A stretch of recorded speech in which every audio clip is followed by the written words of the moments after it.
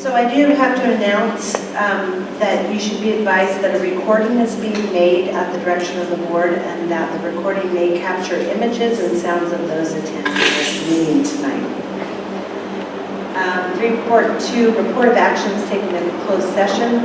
The board did take action. We voted to readmit student number 1802 and expunge the expulsion from the student's record.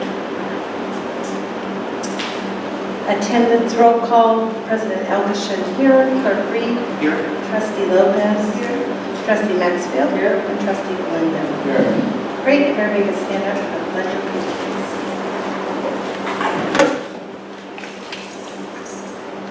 I pledge allegiance to the flag of the United States of America and to the republic for which it stands, one nation, under God, indivisible, with liberty and justice for all.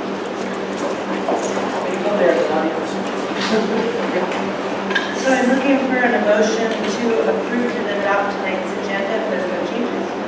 There are no changes. So moved. Second. All in favor? Aye.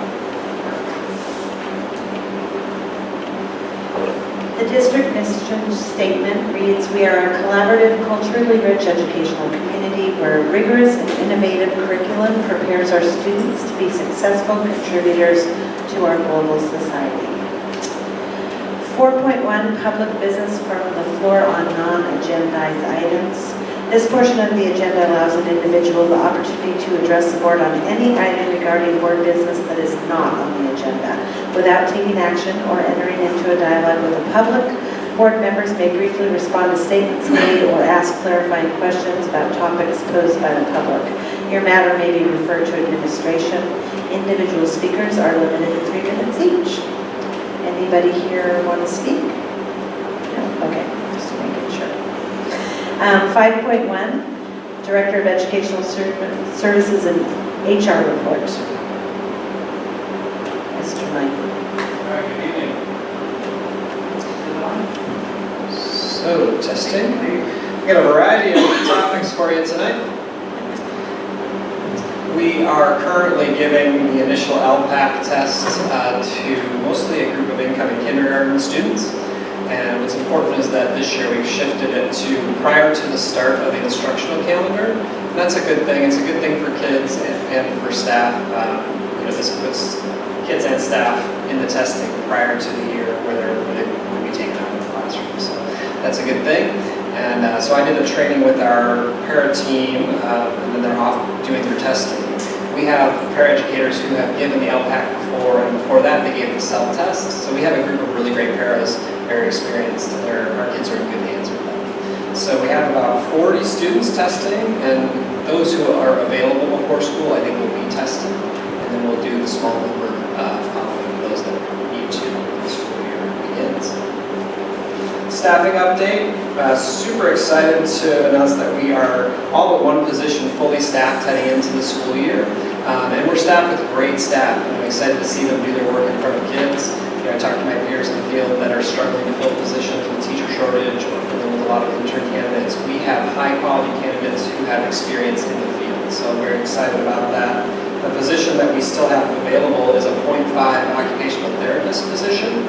And this is a hard position to fill. It's just there's a shortage of OTs statewide, nationwide, and we have this 0.5 partial position. So it's a tough one, and I think we're at a spot where we're starting to look at contracting for that or potentially bringing in teletherapy, which is something that some of the districts, countywide, statewide are doing. So I can keep you updated on that. Professional. Does St. Helena have a full-time person over there? I think they have a 1.0. I'm not positive. Last year we shared a 0.5 with NAPA through a contract agency, and the arrangement just changed. They didn't have a need for a 0.5 this year, so I'll keep you posted. That's the one spot. But other than that, I feel really excited about the staff that we have. Yeah. Professional development calendar is pretty much set. I'll share some of the highlights. We will do a new staff orientation this year. We hired 11 new staff this year. It's a lot. And 9 of those are certificated, And so those 9 have been invited to meet with me on the new staff orientation day. And we'll do a variety of things. We'll orient them to our campuses, to our kids, and we'll do some work on our programs, making sure they understand what we value instructionally and culturally. And I'm looking forward to just to spending time with them and making sure that they know that the district values our new staff, and we want to spend time with them at the start of the year and throughout the year. There will be 2 days of professional development at the sites.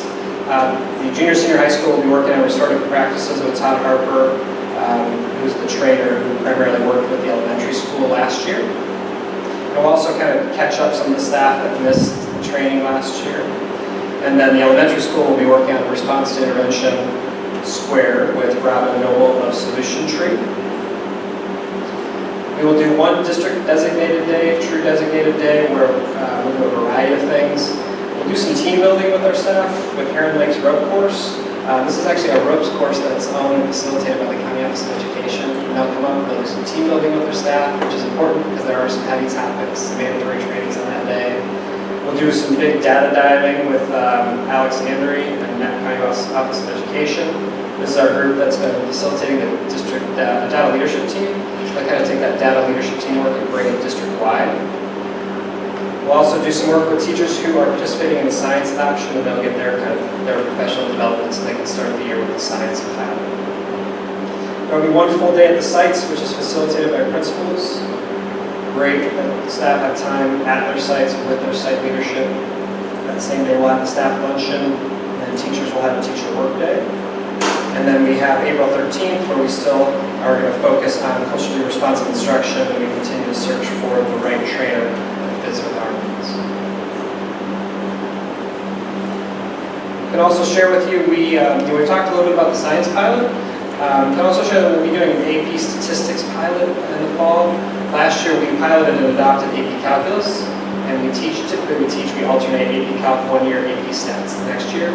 So this year we're teaching AP stats. We'll pilot with Kathy Bone, the same publisher that published the AP calc test. So we'll see how it goes, and if it's something that we want to adopt. And then lastly, I want to share some changes that are happening at the county level with regards to substitute teachers.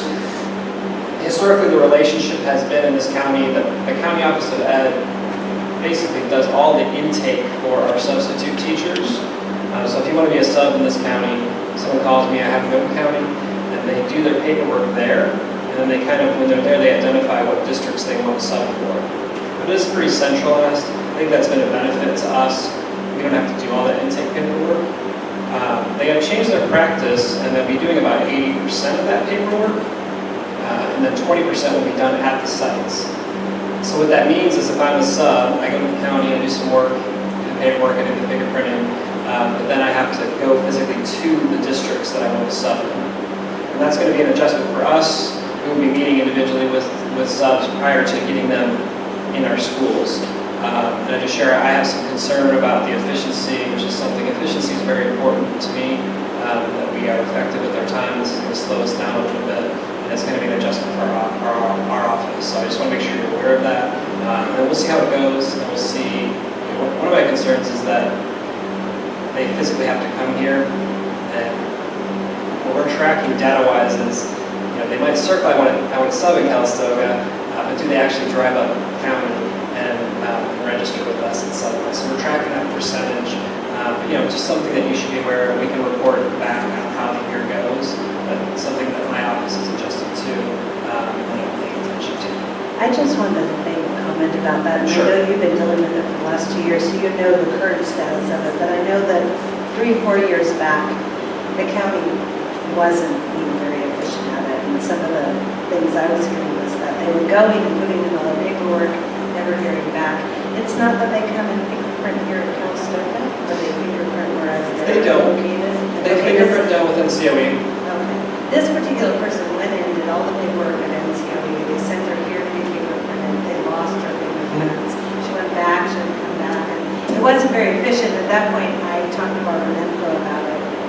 I think it got better, but yeah, so it'll be interesting to see how this new transition helps with any other stuff in the process. Yeah, and I think right now it's actually quite efficient. Judy Alexander, who manages that program down there, is very effective.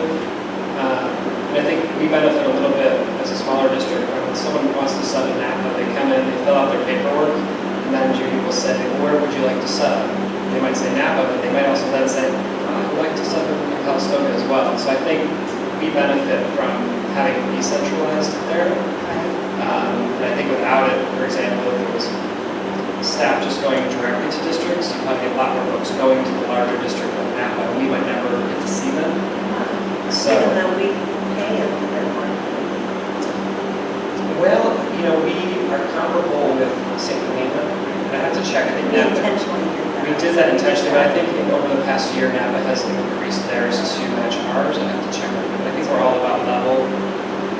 So, you always are concerned that you want to have subs to be there where teachers are unable to be there. And I know that weighs heavy on the site secretaries. We want to make sure we're effective. And I think we historically have been. But this year was something that we're...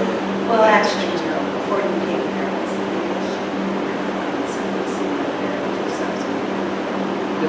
Excuse me, are we going online now where we call out the subs? They don't have to do a phone call? We will. Okay. So we'll be doing a lot of professional development on Ready Sub.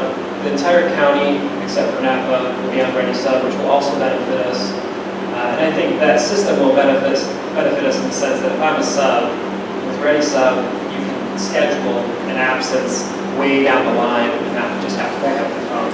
So we'll see how it goes, but substitutes in general, something we're paying attention to. And we're asking questions of the county right now, just what's behind that decision making, and really just making sure they understand that that has an impact to the work that happens at the district level, and make sure that they hear our voice. Well, sorry for asking so many questions, it's but okay. this has been something we've been hearing about for 10 years. Like, Yeah. it's always been an issue, But so now, it's interesting. the classified now, we're going to be approving some people on the consent agenda. So we're going to have a pool of those people. So are they in that same sub-program, or is that a different kettle of fish? That's a great question. So the county has not typically played a role in classified staff. Right. So our classified staff have kind of always just worked directly with us, and we've had a couple staff members that we've leaned on. And I think one of our goals is to increase that number and make sure that when we have, for example, a special education professional who's out, that we get those filled. So right now we have a very small number of classified subs. I recently posted that online. I have a couple of appointments with new folks, because that number, we want to get that number higher, Right. so that Mercy or B, when they need a classified sub, they can get the phone. It's a different pool because subs have to have their CBS. Exactly. Although that was And waived and for, correction. yeah, but that was waived for quite a while, where they weren't even requiring them to have the CBS. I know they currently are. Yeah, okay, good.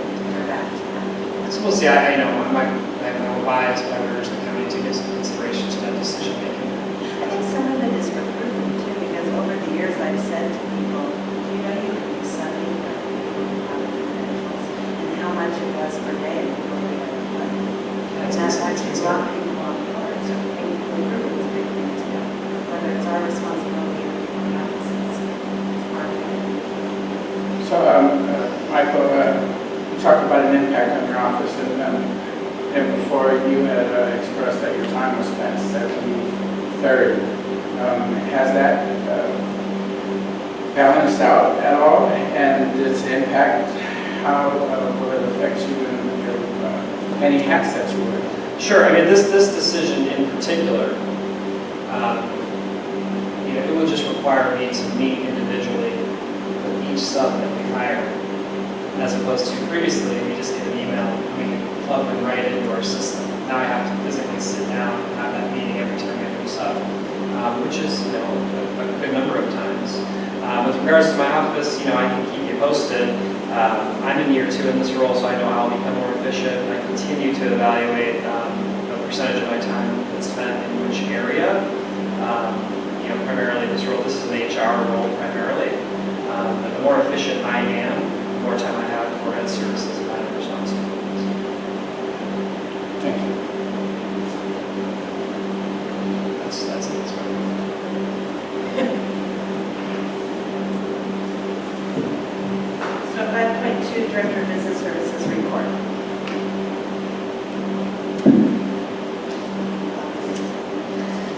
evening. I'm going to start my report this month with our 45-day update from the governor's budget adoption. In your packets, I sent you a common message, and that common message was given to us by the advisory committee that goes to the state level. It's all of the CBOs of the counties, and they meet at the state level, and they deliver common messages every time we have a reporting period. So it was a very nice synopsis of what we did from May revision, and then what ended up happening with our governor's budget adoption. For our district, there's only 3 areas that were very minor changes for us. So we had major changes. I'd have to bring a whole new budget to the board according to AB 1200, but because our changes are very minor, you're not seeing a new budget tonight. But some of the changes, STRS, originally we were projecting a lower rate for employer contributions on STRS. The governor changed that and wanted to include PERS, which is the classified side of the house as well. So between both, he gave the same amount of money, but he ended up being able to reduce PERS, and then STRS was not as much of a reduction as in the May revision. Money-wise for us, it turns out to be just about the same. There's an increase in special ed funding. That was from the May revision to budget adoption. We, as a county, already get an increase in special ed funding because we're a community-funded AB 602 county. And so that means we get above the minimum already, so we won't see any benefits from that, so that didn't affect our budget at all. And then the last thing is preschool grants. The governor decided it was very important for special ed preschool to be noticed and get paid attention to funding-wise. And so there's an allocation out there for between $9,000 and $10,000 per preschool student. We're waiting right now for the trailer bill to come out because there are a lot of questions of what funding source, what enrollment source are we going to use, and there's a lot of questions when the governor says, hey, let's do this. Of course, there's a lot of follow-up questions to exactly how it gets done technically. And so we're waiting for some of that language to come out. So I couldn't budget anything for that, but we're looking about between $63,000 and $70,000 for preschool education, which is great because our preschool program runs us about $110,000 a year. So that will help immensely. First interim, you'll see all these changes in the budget. The second thing is our master plan is underway. We have met with SchoolWorks and IEP 2 for initial conversations. We are going to be having we're going to be developing a needs assessment, and that means that the company comes out to our district. They spend 2 days here. They walk through all of our buildings, all of our classrooms, all of our grounds, and they get an assessment of what needs to be done based on face value of what they see. We will also be putting together a planning committee for the master plan, and that planning committee will meet sometime in the middle of September. And then we have a community meeting scheduled for mid-October. So those are kind of the first 3 things that are happening with the master plan development. Food services, we have Rosa Rubio, who started with us in the middle of July. She's been doing great. She has hit the ground running and already made great strides in our food service program. I'm very excited to have her with us. We are looking at ways to improve our direct certification with our students, and that's just families that receive services in our community through CalFresh or TANF or other types of services through the Social Services Department. We're trying to make those connections with our district so we can up the direct certifications, and that means that if we can get to about 40% participation, we can become a free district or free school for breakfast and lunches. So we're working on that with Up Valley, and we had a great meeting today with a lot of coordination of different ways we can get those numbers up, and eventually, maybe a year to 2 years down the road, we might see some full free and reduced where everybody eats for free, no matter who they are, which would be great. Rosa's really excited to work on that. I'm really excited to work on that as well. Rosa's coming to us with 2 very big reviews that California Department of Education are doing this year with Calistoga. We have a procurement review. It's the first one that CDE is conducting in all districts, and we were one of the first districts picked, lucky us. And then we are doing an administrative review, which happens usually 3 to 5 years, and I think we're on year number 4. So they have kindly agreed, California Department of Ed, because we have a new food service director, to kind of hold off on the administrative review till later in the school year, which is great. That'll give Rosa time to come in and just get used to everything. She's doing a fantastic job, like I said. I'm very happy to have her here. I think we're very lucky as a district to have her on our team. A couple of weeks ago, you probably saw in the papers that there were assessment roles for the county of Napa. Calistoga was actually the biggest part of the county that increased with the biggest percentage. So we're happy about that. Napa County is now the 4th highest per capita assessed value in California, which I think is fantastic. And John Tudor, who is the county assessor, has offered his services to come to the district and speak to the board and talk about assessed values and his role. If the board is interested in doing that, I would like to invite him to either the September or October board meeting. Great. So higher than Ross.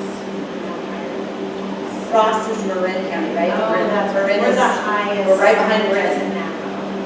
Um, Because Ross is the highest in California. It goes San Francisco, Marin, Santa Clara, us, or no, San Mateo, and then us, and then Santa Clara. Okay. That's all I have. Perfect. And then superintendent's report. Under goal number 1, or LCAP, the summer STEM camp was held last week. I know that Mark's daughter participated in that. It was made possible by a collaboration between Heather Brooks and Napa College. I visited the program last Thursday and was absolutely amazed at the awesome STEM projects that students had completed. I'm really impressed that Heather was making a tremendous effort to partner the different ages of kids and how engaged they were in working together. So you can see a 5th grader working with a 12th grader. It's amazing to watch. We're going to be including our article out on our next district newsletter, so we'll see lots of photos and other specifics. And then the district's administrative team met last Friday for our annual retreat to prepare for the opening of school. We had a productive and positive day, and I'm really looking forward to working with the team to improve student achievement. And I want to thank Matt. He arranged for us to use the Minnesota grounds. So it was just, it's a beautiful location. It allowed us, we had a limited amount of time, so it allowed us to not be interrupted in our work. So. Under LCAP goal number 2, while many of our certificated and classified staff are enjoying summer vacation, there are lots of people in this district who continue to work. So our custodial staff has done a fantastic job of readying the campus for the start of the school year. You get any time in the next couple of weeks to just walk around the campus and be impressed. In addition, 3 major projects have been completed this summer. The first installation of security cameras on all of the sites. So again, if you're walking around, you'll notice many cameras. There are new exterior lights at the elementary school, and then also there's the installation of centrally controlled thermostats, controlled by Chris at all times. The lights aren't fully done yet.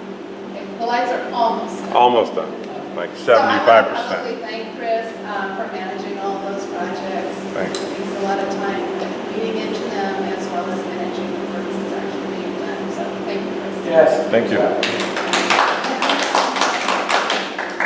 In addition, I'm also appreciative of the 3 people presenting to my right, Maureen, Michael, and Paula, for all of the hard work.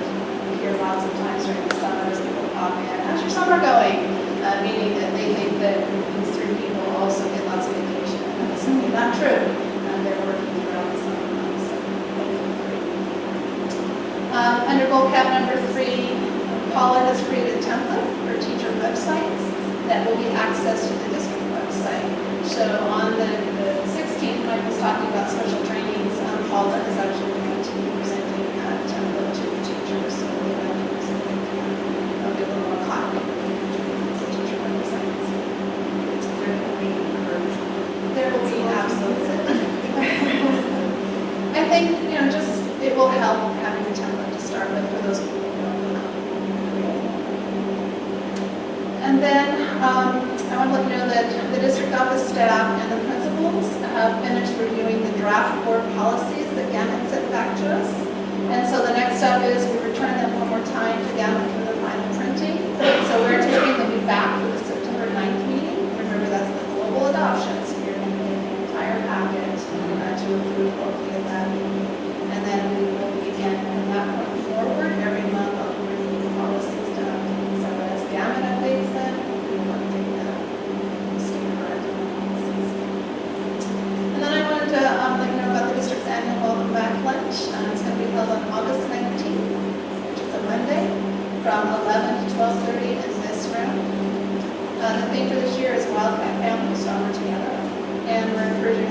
done again to wear wildcat gear to show their spirit.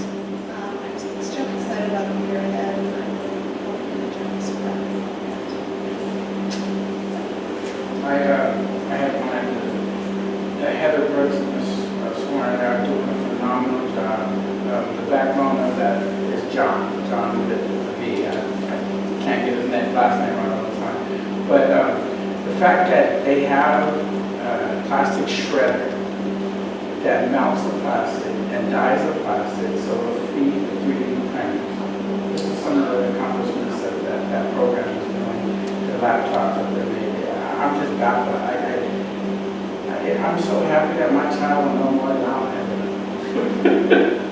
Yeah, great job within that program. Awesome. So pleased. We're actually looking at next summer, repeating the camp and working with the college to get units for the kids, which is very high school students. Especially if we've got a nice college instructor, and then he's obviously qualified to receive those grants.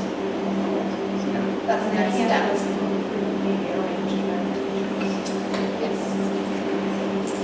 36 students.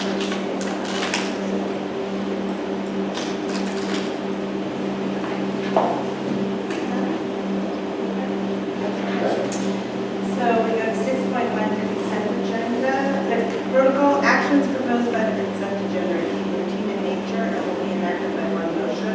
There will be no separate discussion of these items unless any member of the board, the audience, or staff requests specific items to be removed from the consent agenda for separate action. So at this point, I ask, does anybody have anything they want to?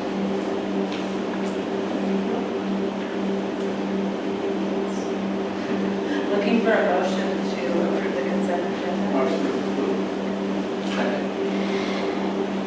All in favor?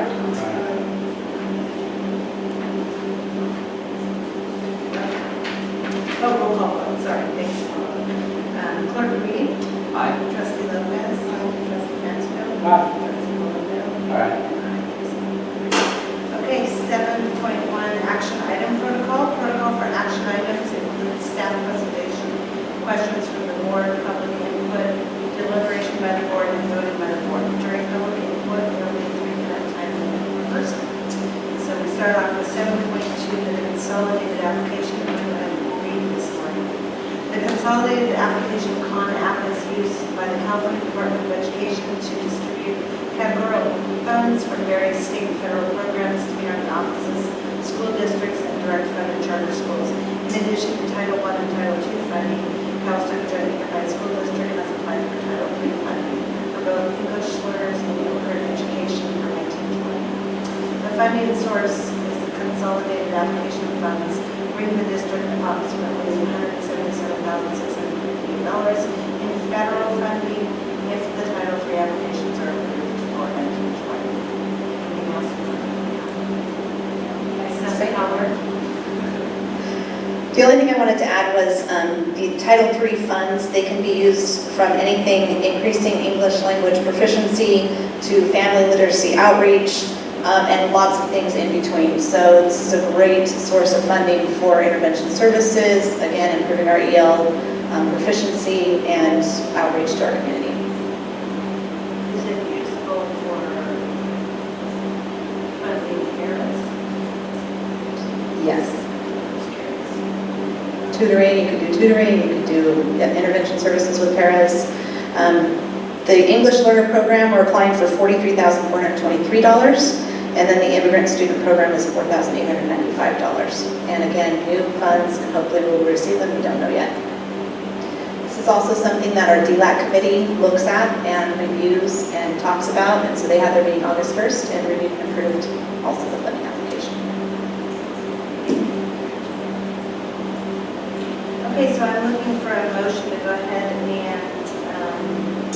approve the consolidated application. So moved. All in favor? Aye.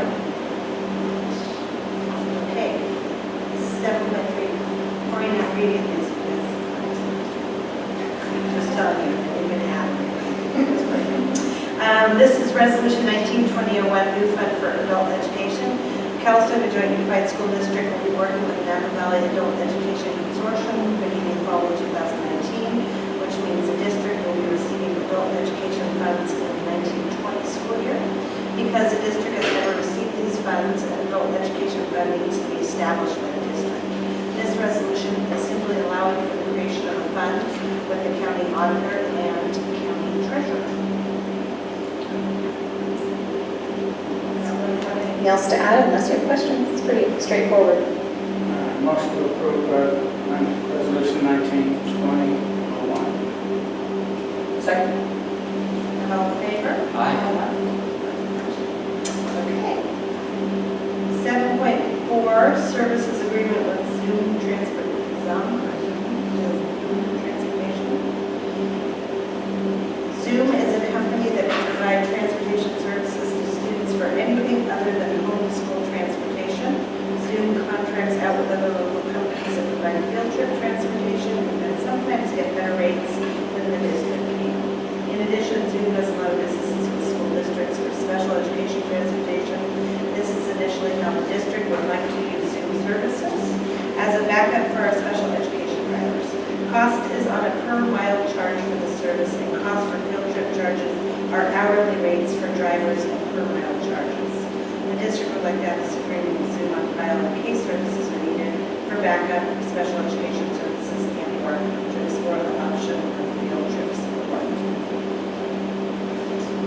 Just a little background, this company was actually started by a working mother who had a very difficult time getting her children to school. And so this was her idea that she came up with, and this company has just flourished over the last few years that they've been operating. We would like to try and use them as a backup basis for our special education students. Sometimes we do get in a pinch or a pickle that we need to get students to certain places and we don't have the drivers that day, so it would be a nice backup system for us. Pricing is very difficult because it's priced on a per trip basis, so I don't have any, like this would cost this much to do this. But in some of the examples that she sent me for the field trips, there was cost savings depending on where we were going and what we were doing. So I do think that it could benefit us. St. Helena has just hired them out and are using them all the time for one of their special education students to get them back and forth on a daily basis. So just to have this contract open and on file means that we have more options for getting our kids to and from. So when you say field trip, they're not able to drive our buses?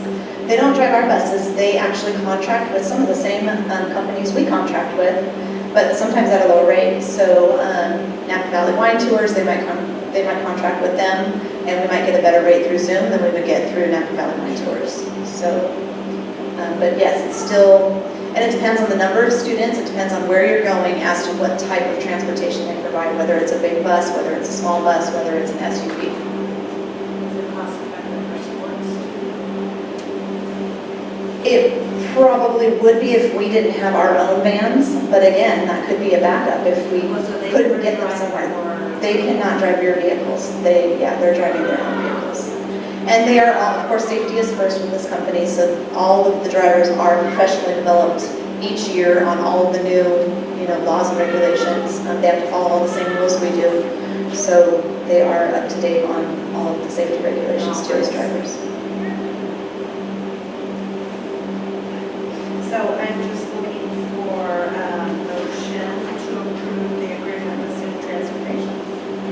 So moved. All in favor? Aye. Okay, sorry, I don't think I'm supposed to be.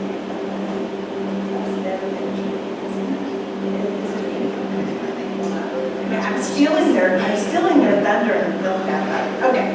7.5, culinary arts teacher job description. This job description defines the duties, responsibilities, and qualifications for the culinary arts teacher at Calistoga Junior Senior High School. The description specifically defines the position as one which will be staffed by an individual possessing or is eligible to possess a career technical education CTE credential and the ability to prepare students for entry-level employment in the culinary hospitality industry. I'll just call out that unique to this teacher position, unlike our other teacher positions, this is calling for a CTE teacher. teacher, which is a different person. It's not someone who has a California teaching credential, but someone that has a minimum of 3 years of experience in the field, which is, a shift in the right direction of what we're trying to go. You might be looking for someone to teach career technical school that doesn't have teaching credential, like someone who's an expert in food services. So that's kind of built into this credential.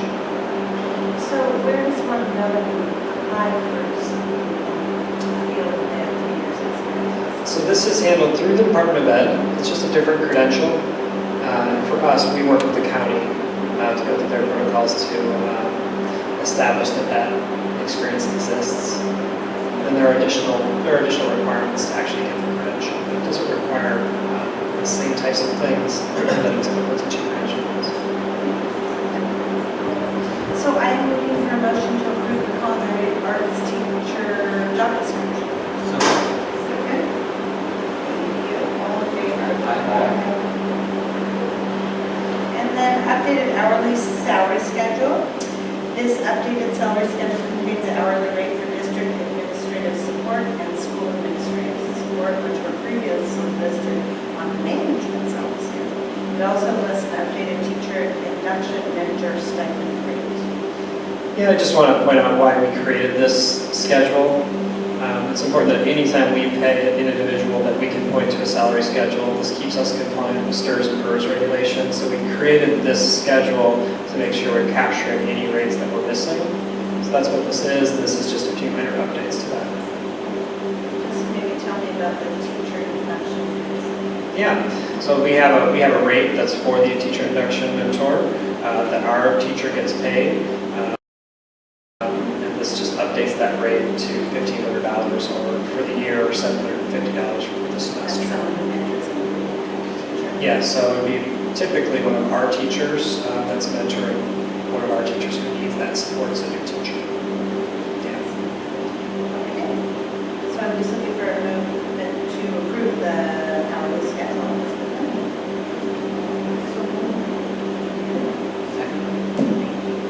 All in favor? Okay, 7.7, increase to the adult lunch prices at the junior senior high school. Adult lunch prices at California Elementary were $4.25 per lunch, while adult lunch prices at the junior senior high school were $3.75 per lunch. The Director of Business Services and the Director of Food Services would like to increase the price by 50 cents at the high school, not only to provide consistency in pricing, but to assist in decreasing the deficit of the cafeteria fund. Still a good deal. It's still a good deal for I the, like to go. yes, for the lunches that we do have. It also will help us, while we're doing this administrative review in the upcoming year, there's something that we have to provide called an equity tool, and we have to make sure that we are charging the correct amount of lunch price for our students in general.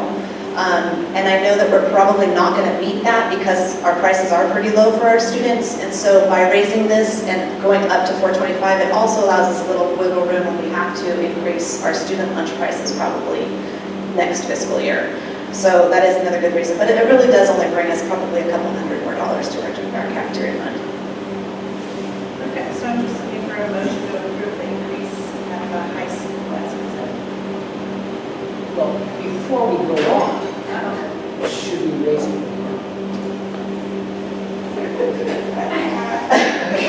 I would refer to the updated salary. I think we're probably afford it. We could, that's at the board's discretion. I mean, we are operating not in black. It's definitely in the red as a cafeteria program.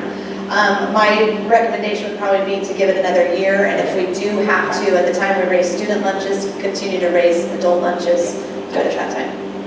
I make a motion. That sounds like a good plan. No, that's good, yeah, perfect. Jeff, and all in favor? Aye.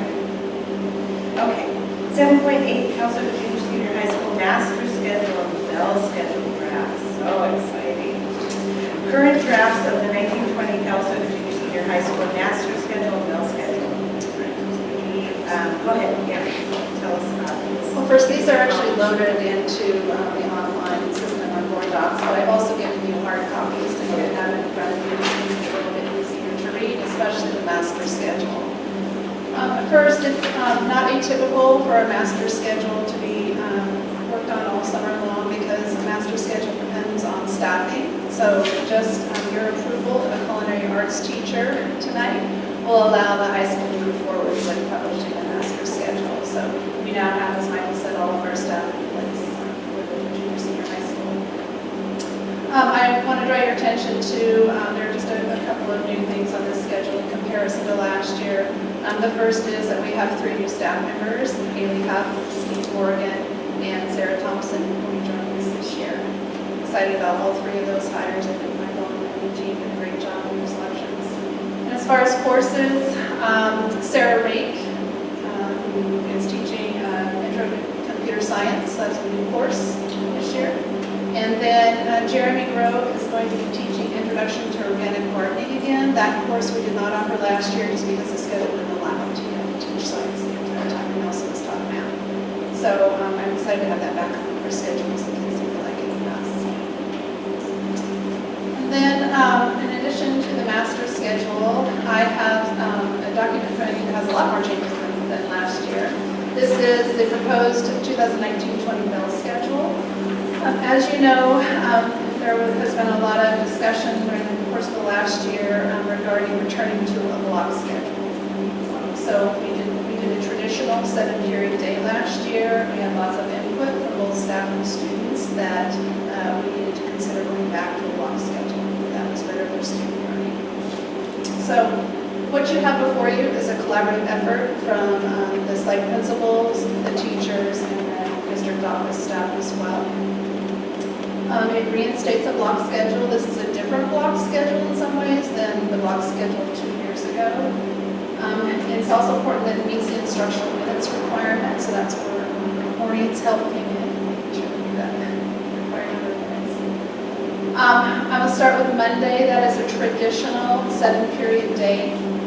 So the start time for students would be 8 o'clock, and the day would end at 3:37. Tuesdays and Thursdays are the first block days. This day's a little bit different in that the teachers begin work at 8 a.m. And then they have a 20-minute teacher prep period, and the kids would not actually begin school until 8:20. The reason we have that teacher prep period on Tuesdays, Thursdays, Wednesdays, and Fridays is because during the block schedule, teachers do not have preps every single day, so this 20 minutes would allow them at the beginning of the day to prep for the day ahead. So on those days, the kids again are not starting until 8:20, and then they end school on Tuesdays and Thursdays at 2:30. You remember last year, we had our collaboration time on Wednesdays, so it was a larger block of time, and kids got out a lot earlier. This will allow that collaboration to be split between 2 days, so the kids go to school a little bit longer than they would have last year, and the teachers will collaborate on both of those days. Then on Wednesday and Friday, school again begins at 8:20 for the kids. The teachers also have their prep period on that time for the shortened period. And then they'll end again at 3:37. Some questions about it? Again, this is a collaborative effort. I appreciate everybody working together. Everybody's truly being mindful of what they felt was best for kids. In particular, I think our science departments are going to be absolutely thrilled. Mark commented, it takes a lot of prep, do some incredible labs and projects, but to achieve that in 45 or 50 minute is nearly impossible. So There's a lot of moving parts. Good job. Yeah, that's right. I can't imagine the matrix trying to figure out. a lot of people deserve credit. You guys did. So I would ask if you're going to approve it, that approve it with the potential for revisions. I don't anticipate any. Chris also worked closely with Napa Valley Unified because they provide our transportation. We're a little concerned that that may not work, and I don't anticipate any changes, but that would allow us, if we needed them in the last minute, to change. I would say just lots of PR on campus that is different. It's going to require some education. But it's fun, I mean, it's good. I heard Windsor's schedule, it's so complicated, I can't believe the kids do that. I think the kids adapt to their parents. Yeah, exactly. Okay, awesome. School board members, if you like to. Yeah, exactly. We'll see if they adapt. Yeah, exactly. Okay, so that's amazing. the block schedule better, so that's great. So I am just looking for a motion to approve this as is with possible revisions. So moved. All in favor? Aye. Right, so closing items, 8.1 board meeting calendar. We have September 9th, October 7th, November 4th, December 9th. So if anybody has any conflicts that fall in this, we can make sure we have them on those dates. And then 8.2 upcoming events. Friday, August 9th is 8th, 10th, 11th, and 12th grade registration. Monday, the 12th is 9th grade orientation, Tuesday, 13th, 7th grade orientation. Tuesday, August 13th is picture day. Does that work in bed, have a picture day before school starts? We did it last year. So well, last year was the first. Oh, yeah. But I was just curious. And then Wednesday, the 21st is first day of school, which means they start at 8:20. And then tentative future agenda items, sufficiency of instructional materials, which is routine, and limit, which is routine, and actuals. So we do not have any reason to reconvene the closed session, so I'm looking for. I make a motion, we adjourn. Second. Thanks, Matt, all in favor? But one quick question, what time is the luncheon on the night? Mine is at 11. That's what we were checking.